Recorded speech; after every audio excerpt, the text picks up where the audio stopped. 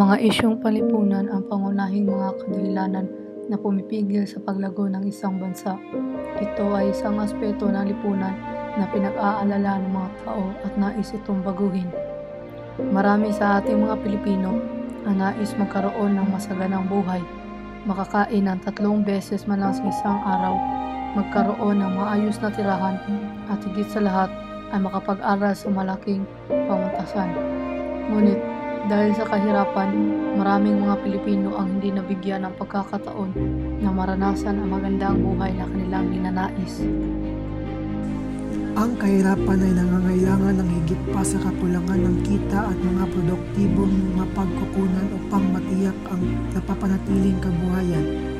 Kasama sa mga manifestasyon nito ang gutom at malnutrisyon, limitadong pag-akses sa edukasyon at iba pang pangunahing serbisyong diskriminasyon sa lipunan at pagbubukod pati na rin ang kawalan ng pagkikilaok sa paggawa ng desisyon.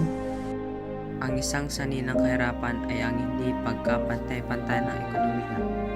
Ito ang hindi pantayin ng pamamahagi ng kita at pagkakataon sa pagitan ng iba't ibang mga pangkat sa lipunan. Ito ay isang pag-aalala sa halos lahat ng mga bansa sa buong mundo at madalas ang mga tao ay natrap sa kahirapan na may maliit na pagkakataon na umakyat sa social ladder. Ang lahat ng mga isyong panlipunan na tinatalakay natin ngayon ay naroroon sa mga dekada. Ito ay isang walang katapusang palakid para sa mga taong nangangailangan.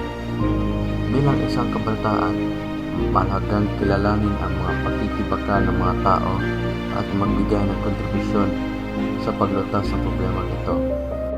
Ang kabataan ang kinabukasan, ang likod ng buto ng isang bansa at ang mga dapat magdala kung ano ang ipinaglaban ng maraming tao sa mga dekada.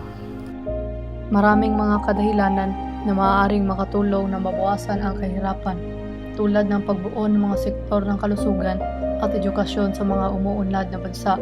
Ang pagbuo ng wastong mga serbisyo sa pangangalagang pangkalusugan ay maaaring makatulong sa mga magulang na magbigay sa kanilang mga anak ng wastong nutrisyon upang mapanatili silang malusog. At ang pag-unlad ng sektor ng edukasyon ay makatulong sa mga bata na maging maayos at edukado sa paraan ng pamumuhay na maaaring humantong sa kanila mula sa kahirapan.